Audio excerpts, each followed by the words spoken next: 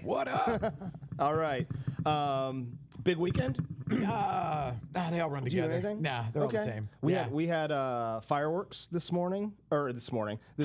Woohoo! All right. out at the lake, and I got to. My brother-in-law bought a surf boat, and this was like the first time where I felt. Is it that gimmick where It's like it's like wakeboarding for like old people. So because you go like 10 miles an hour, like builds a wave behind it. Okay. We're gonna have to go. I mean, it's an hour away. Oh, you and me both. Okay. So, and we did have this weekend. We did some reading. So let's see. This all culminated from last week. Yes. Shout out to Colette. Yes. Hello, Colette. Colette Stone was doing a seminar, kind of a talk with one of her offices, and she brought up a couple good books. Yes. And we realized that we probably should add them to our reading list. And we downloaded them immediately. So yes, that's how we roll. We've been working on that. Audiobooks count. Yeah, audiobooks count. For at least here. Now, what I like to do is I'll listen through the audiobook, and about halfway through I'll realize that I don't remember anything from like the beginning of it. And so, but I'll like keep chugging along, and then I'll go back and I'll listen to it with like a pen and paper, or I'll lean on ChatGPT, and I was like, hey, anything that like stands out to me, and I did this with this book. I was like, hey, I was really interested in this chapter. Like, let's talk about it. Right. Okay. Well, right before we went live, I was the same way. It was like, okay, the last thing I remember is he teaches at Iowa, Kurt Vonnegut teaches at Iowa. I don't remember anything else. Yeah, that's about it, right? Well, there's always like with those books, like sometimes you read enough of them and they all blend together. I really just want to pull out like one or two things, right? Yes. If you end up quoting chapters, you're probably a little too deep in. Right, go do something. It, right? Yeah, go do something. Go do something else. Go practice some of the stuff that really resonated with you. Apply. So, the book we read was called Brand Now. It is by Nick Westergaard. I think my biggest takeaway from the book and like the overall premise is that, and this is true with a lot of our client base, is that when we say branding, and a lot of times it's like, hey, send me over your branding stuff, or like it's always like in the conversation, I want to work on my branding. We want to rebrand, right? Is a thing. And when they say rebrand, what do they mean when they say rebrand, Rick? Yes, it's colors, logo, and fonts. Yeah, the fonts. We're gonna change up the font. We're gonna do a rebrand. We've got this really cool blue, a really sharp color. We got both of our initials, me and my business partner, in the logo.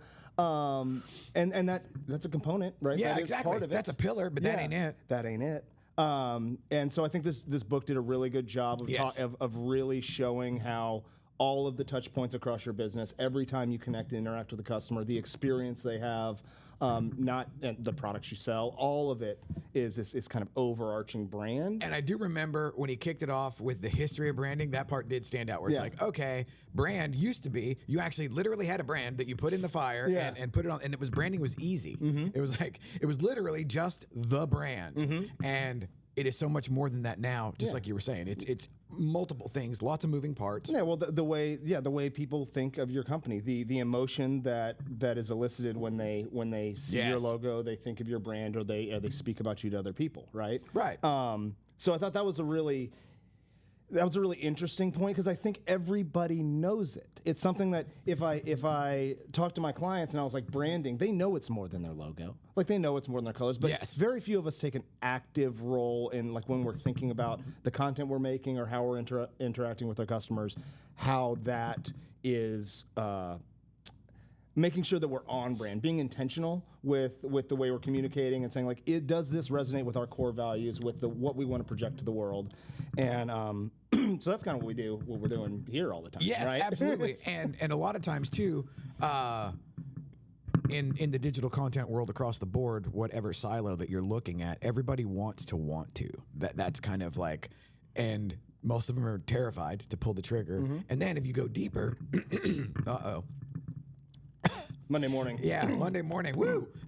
If you go deeper, they are terrified to pull the trigger, or put something out there that's either uncool, or oh, nobody will like that, or I'm weird, or whatever. And it's like, usually that's what works. That's what resonates. That's the one that's like speaking to your people, right? And like, if your tribe. Yeah, they say I'm not doing video because I'm scared that the person, if I put it out there, is going to judge me, and if they're judging me, then they're probably not my friend or my customer.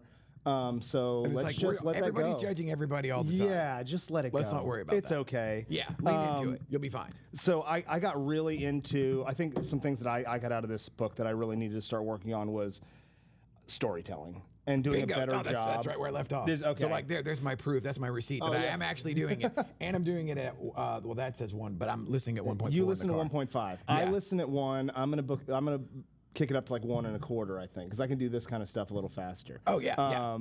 But the fact that we're always like telling stories is a very impactful way. It's a way to talk to the lizard brain in our potential buyers, right? Like you said, it elicits a feeling. Yeah, it reminds me of like Simon Sinek's his Start With Why, a book that I swore by for years and years and years. And that I think that's actually in my Audible library with 0 Go minutes. back and listen to it. 0 minutes. Oh my God, go back and listen to it. That he does a 20-minute TED Talk on like the Golden Circle. That I've seen. That is what I saw first. That was the thing that kicked him off. Yes, that's what I saw first, and I was like, oh my God, I'm communicating wrong.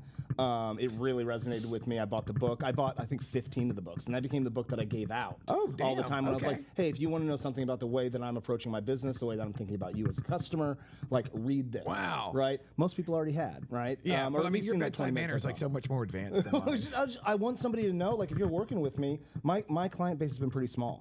That's true. Yeah. So you in my do have like this space, fiercely loyal sort of like incubator where like nobody gets in, nobody gets out. Yeah, and we're like, hey, I'll go to war with you, but I want you to know like what makes me tick and like why. Right. Like my thought process is, and I'm never. My goal is to never do wrong by anybody, and always, to my detriment, right? And but sometimes it doesn't go that way. Sometimes my clients feel like I'm trying to make money or doing something, it doesn't make sense. So we built that trust, and I try actively every day to like help them understand that like I'm on your side, I'm working for you. Yeah, well, just like the meeting we had the other day, where the gal that's coming in who could be the Jill of all trades, that just might plug into a million, and it's like, where have these people been all my life? But explaining to her the relationship between the realtor and the marketing folks, where it's like, we're an extension of her, and in today's world, post lawsuit or whatever, agents, especially like high end agents and luxury agents, they got to justify their existence. That's the thing, where it's like, it's a roller coaster, and you are constantly, because again, just like we tell the photographers, every property is different. Everything that you go to is a one-off. Same thing with the clients. It isn't like the same person comes back every other Friday and buys a house. Exactly. You do not have a locked-in business model.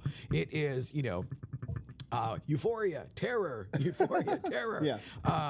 And you either get used to that and then build your army and build your folks that help you and that they understand that, or it becomes this just sort of like lather, rinse, repeat transactional thing, and nobody really gets very far on any level. So I love, and like I said, you had instinctively a much better sense and approach of dialing it in to where, you're like kind of going together, so like there's the fear of breakup. Yeah. And a lot of times, especially whenever I first got Cruise, it was like, oh my God, everybody come on. And it was like the Indian train where there's like, everybody pile on, jumping, hanging on the sides. Yeah. And that's hard to maintain. It's impossible to maintain. Yeah, and it's hard to drive loyalty, and like that, you just don't have enough bandwidth to touch everybody in the way that they need. It isn't that I wouldn't have wanted to. Yeah. It's just that it becomes a thing where, and especially as you add this, I've been watching you kind of like see like, oh shit, whenever you get 3 people, like it used to be just the Tanner show. Yeah, and now there's 3 Tanners, 4 Tanners, potentially 8 Tanners in 2 different, Yeah. Rebecca was out of town last week, and I realized Rebecca was like, how'd everything go? And I was like, I am incapable of managing multiple people's calendars across. Me. I was like, there were twice last week where I just broke down, and I was like, I don't know. To where one of my clients, who's also, thank God, she's like a tribe member, right? Yes, was like, hey, it's okay. Like I was like, I'm so sorry. I couldn't get my stuff together on like booking times and things. She's like, deep breath, Tanner. You're gonna make it. I was like, if Rebecca was here. So shout out to Rebecca. Thank you for coming back. There is that omelet making process of eggs going everywhere. Yeah. And I think now, thankfully, we are past the where the kitchen's blown up. And we're tweaking the knobs. Yeah. And like we're figuring out the best ingredients for the omelet. And like we got guys like Austin who come in and they're like, oh shit, where's this guy been? Yeah. And dialing in the lights, dialing in all of that. And there's a subtle aspect of branding to all this. Yeah, of course. Yeah, this is Brandon. This is what we're doing here. And I mean, oh yeah. Speaking of, just in tribute to the topic today, I actually, You are wearing a Studio USA yes, shirt I have today. one. Yeah, I have one that isn't like totally washed out, wiped out, and just jacked up. And I'm bougie AF, so like I get my laundry done. Okay. And the reason being is during mid-COVID, my washing machine died, and it was like one of those high-efficiency things that I hate those shitty things. It's like, I want 50 gallons of water, and I want... Give me the old drum. Yeah, There used to be an appliance store in Dallas called the Used Appliance Store where they would completely renovate those 90s oh my washer God. dryers, And the let me direct pour a drive gallon ones. of bleach in there on my whites. Dude, they wouldn't break. I think I bought a pair for like $550, and you could roll it down a hill, and it would just keep trying. I mean, Nuke like the fridge, literally, like, it Indy. doesn't break. They don't make them like they used to. Planned obsolescence is. And yeah, so like mid-COVID, my the world is upside down, and my washing machine breaks. And so, oh well, now I have a quest. Now I have a thing to do. I replaced everything in there other than the motor, which the thing weighs like a Volkswagen or whatever, so I'm not doing that. But I replaced the switch, I replaced the circuit board, I replaced all these little gimmicks and stuff, and it still never works. Meanwhile, with all my Amazon back and forth and everything, I've got like a month's worth of laundry. It's just this teetering, piling up. yeah, nightmare. Now, do you use a service that like you like pay by the pound and they fold it? Yes. So when we were in DC, it was Life cheaper changer. for us. Yeah, because we were living in a condo. It was like paid laundry type of thing. Yeah. Just very urban environment. Yeah, oh my God, yeah. Yeah, it was cheaper for us to go have our laundry, like we drop it off and they fold it and they give it back and you pay by the Yes. pound.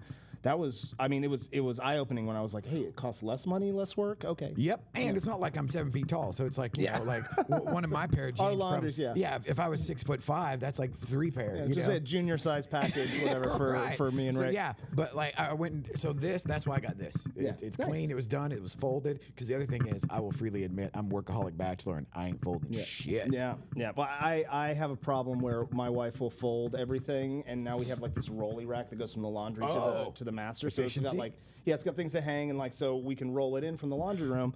But that just becomes my laundry shelf, and so now I'm just picking stuff off of there. Like this morning, I came in like I picked this shirt was hanging up, and my pants and everything. Love it. Love so it. Anyway, you were mentioning your quest, and that will bring us back to storytelling Oh yes, absolutely. because that's what we were talking about. There was my story of why I'm bougie AF with my laundry. So,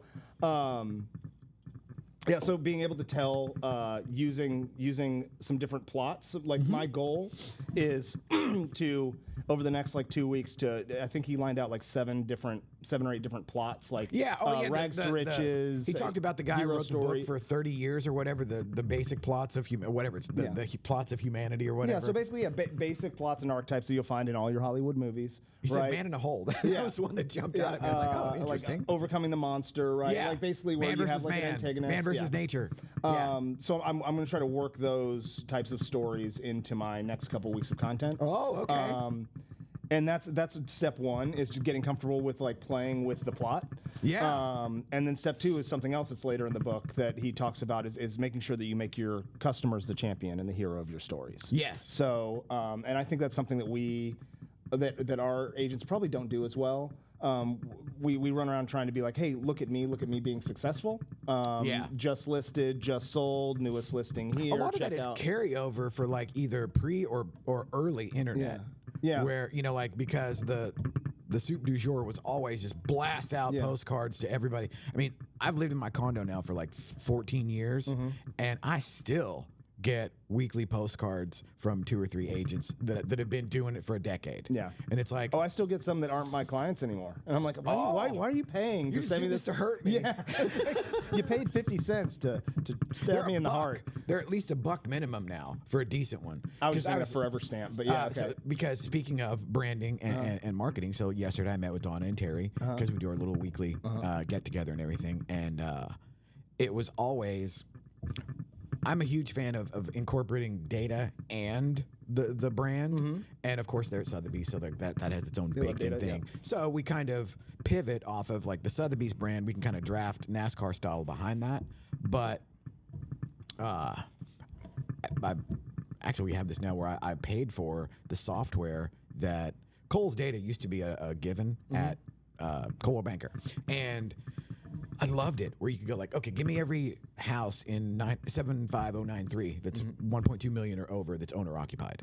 And so now I've started to design their marketing campaigns and, by extension, their brand to very narrow bandwidth but wide blast. So I got 1,300 houses in 75093, but that's the next level of a card will go out tomorrow or whatever. But it's very dialed in and very specific.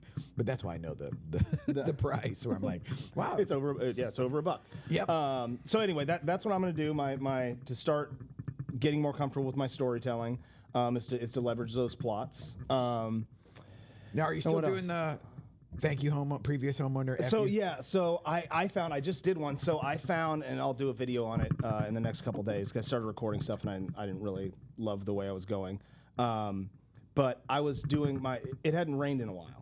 And so my wife comes to me and she's like, hey, the yard's looking kind of yellow. And I was like, we just moved in less than 2 months ago. And I realized that I've never turned on the sprinkler system. We've just had kind of like rain every couple days. Yeah. It's been weird. And so I go out there and I was like, oh no, it's one of those like Wi-Fi. It's not a like turn the knob. Oh my God. I've got to like download the app and get it to turn it all on. It's like when you go in, it's a Twilight shoot, and it's like, okay, there's some sort of I don't know, weird turn the 2001, pool on. yeah, you have to like HAL rub your head and pat your 9000, bum and, to turn the pool light on. It's like that. So anyway, I'm digging around there trying to figure it out, and there's what I think is like an owner's manual like stuffed behind it. And I pull out this piece of paper and unfold it, and it is a complete map of my like a survey that has all of the lines of my sprinkler system, the location of all the heads, how they're all connected, all the solenoids, everything laid out on a map. This previous owner was he goes amazing. in the Hall of Fame, bro. No, like I mean, because now First ballot. I'm thinking about what I left for my buyer, because I just sold my house, right? Yeah. And it is not that. I could not tell you where a lot of stuff is, much less. And like, well, my last condo was 800 square feet that I lived in the 90s or whatever. But like where I'm at now, that lady, it was nothing. It was like she already had moved to East Texas and it had just been vacant. Gone, yeah. There's light switches. I still don't know what they go to. I think I turned on the neighbor's house. I've got one. Like we've got 2 in the house that I think turn on a plug. Yes. We're working it out. But I mean, the hot water heater that he put in the master, the extra hot water heater. Genius. The sprinklers, and then the speaker system. Which now that just triggered my hot water tank fear. My hot water. The hot water's gonna fail. It's gonna Hang in one more day. Come on. You should proactively replace it. Could you imagine? How many people do you think proactively replace their HVAC or hot water heater? You just wait to be miserable for a week or two. Maybe whenever that first tankless water heater gimmick came out and they were everywhere, it'd be like, oh, wow, instant hot water. That, because depending on your situation, because I've lived in apartments, dude, where it was like industrial boiler and you got molten lava in a nanosecond. And then I've lived other places where it was like, okay, I think, isn't this the hot water? Where it never, and then don't get me started on water pressure because I have to put in those things. It's like, the extra water pressure thing. I want it like it's punching me in the face. We took out, on our last one, we took out the little, there's a water pressure regulator on the spout in our condo. Which you probably should back in because we have a tenant moving in on tomorrow. Our tenant's moving in tomorrow. So I need to dial that water pressure back. But we don't pay for water in that condo. It's community based on the HOA. Yeah, same. So like I don't care. I'm like very liberal with my shower time. When it's socialized water. Yes, but now we don't have a tankless. If we had a tankless and free water, game over. Forget about it. We were limited by the shower, leave it running, I'll be back. It's fine. All day. It's a constant. It's a fountain. Yeah, there you go. It's a water feature. Yeah, gosh, it's so inconsiderate. Well, I like how you can at least label it. Yeah, so that was keep it. Going. Let's see. The rest of the week. Those are the things I learned about the book. So, yes. Did you have anything else from Brand Now? I'm just getting into the part where it's about the story, and thankfully, I was at least years ago, whenever I first started doing the agent on camera or whatever, I intuited that it's like, okay, it's about them. And I'm pushing them, and I would never mention anything other than maybe tag the company or whatever that I was with at the time in it. And so like, okay, there's cross-pollination, but I was always trying to promote the agent, not even the address or anything. It was the agent and the broker, and then by extension, everybody else would figure out who did it. Yeah. And that was sort of my MO. But like now, I love the idea of intentional storytelling, and it's interesting because before we officially partnered up, I just had the content machine just like spray. And I'm still kind of there. Like when I just have an idea and I'll do the thing, and like it's good. If you are at that point where you're just like, I'm comfortable turning on the camera and putting together something, awesome, do that. But I'm at the point where I was like, hey, I want to be more targeted, intentional, right, and really intentional. And the way we do things here really helps our clients that are trying to get there but aren't quite there, in the sense that like we can just have a conversation for a while, and eventually like my passion, my energy, my expertise, something's gonna come out of there. For gold for 30 minutes. Exactly. And Rick's wizard of just like slicing that up, putting captions on it, get some nuggets out, and just grabbing those nuggets. That was the early branding, if you will, of the studio here, because at the beginning there is no identity and there is no oh, this is what we do, this is who we are. At the beginning it's just make stuff, and make it as well as you possibly can. And then after hitting the saturation point where it's like, okay, we've been like, this will be 81 weeks. Congratulations. Consecutive weeks. Yeah, right? 81 consecutive weeks. There's been a live show of some sort coming out of here. And if you figure like every one of those is 25 minutes. Yeah. Some go long, some not. And then there's all the recorded stuff that we do. Well, that gives, like a Mount Everest of content pile to draw from. And then, like you said, chopping that up, well, it was the only intentional part was just put it out, Which is great, because I can always say, like, if somebody's like, hey, what do you do? I was like, just pop by our socials. We're doing it all the time. Yeah. Like, I don't have to describe it. Like, if you want to know what your content's going to look like coming through our studio, you have 6 or 7 posts a day coming out. Yes, and I want to say since maybe this time last year, whenever everything was kind of getting a rhythm, 1,000+ posts on Instagram, 1,000+ on YouTube. So at the very least, the takeaway would be like, they do stuff, Yeah. And then, along the way, we pick up guys like Austin and everything. And so the quality has been a steady, rise, where it's not a hockey stick. It didn't, it was decent. Now we're over here. Yeah. One thing I'm proud of is that we are incrementally improving everything all the time. Kaizen. And the fact that we are attacking a moving target all the time. Yeah. Right? This shit never sits still. Yeah. So the job doesn't sit still. That is one thing that I'm proud of. I have to remind myself sometimes when you get kind of wrapped around the axle and stressed about fill in the blank. Yeah, fill in the blank. Yeah. That you rewind. You're like, hey man, like we're always chasing. Like this isn't stopping. There is no point where we're settled. Right. Like the plane is in the air always, and we will be filling the gas tank and changing the there's mid-air refuel all the time. Yeah. And I'm super grateful for having Cruz with me, because he's been here with me ever since it was just me and him out of Nikki's office, and there was no studio. And the studio morphed into sort of existence maybe 5 or 6 months later. And then boom, now here we are at 3.5 years of studioUSA actually being a thing. Of course, that first year was just getting my ass whipped in Dallas. Yeah. And it's like, I learned I could take a punch. And it is what it is. It's expensive, but the takeaway there is like, okay, everything's going to cost 5 times more than you think it is. It's going to take 10 times longer than you think it is. That's the thing. Yeah. And, so part of the brand on a subconscious level is, if you don't suck and you don't quit, you'll be all right. What did I think I texted you. Hold on. I'll pull this up. We were doing an exercise with Colette.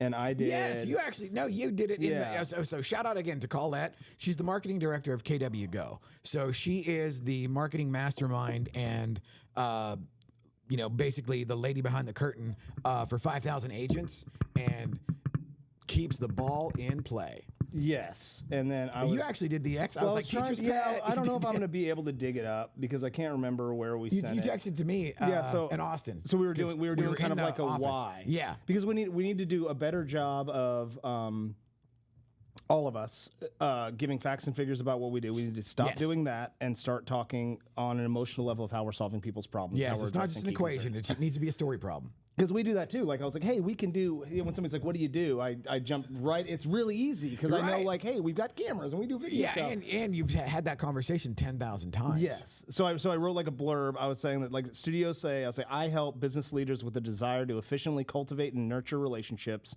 achieve unrealized levels of visibility and trust through the application of leading market strategies focused on video and authentic storytelling. Bruh. Whew. So that's a mouthful. Yeah. But like that was my blurb. Like I mean, Colette, like she taught the class, and like I was able to craft that. So that was off the cuff, and that's awesome. Dude. So I built like a little like why statement, because we have to stop. We're not just a studio. We really do help get people from here to here. One of them with their marketing strategy. Because one of the most just sort of fulfilling or edifying aspects of all of this is think of every agent that you worked with that their price point increased, their market share increased, their number of units, you know, gross commission, you know, not that of course that is the driver because everybody's got to buy groceries, but watching somebody that I've never done video to where like now they're superstar and everybody in their brokerage and their company thinks about them when they think about when their video. name comes up, and it's like great. Being a part of that and there's a handful, like you said, that broke up with me or whatever for whatever reason. You lose some. But they are out there now, just absolute rock stars on camera that I did the first video they ever did. You know, feels good. Yeah, and it's like, okay, that's cool. So that's in there too somewhere. So I'll put that into my why statement. All right, well. Go out there and make a video today. Yeah. If you haven't, somebody has a birthday, go sing them happy birthday, send it directly. I'll be beating that drum. Big time. Yeah, Yes. I'll be beating that drum. And anytime I can get in front, I was telling Kat, I was like, I think every time I've gotten up in front of somebody for the past 2 months, I've been saying, sing birthday videos. It makes a big difference. I swear, 1-to-1, it's easy. It'll teach you how to hold the camera in the right way to make yourself look good. And the only person that sees it is somebody that already knows you. Let's land this plane. See you later. Yeah. Happy Monday.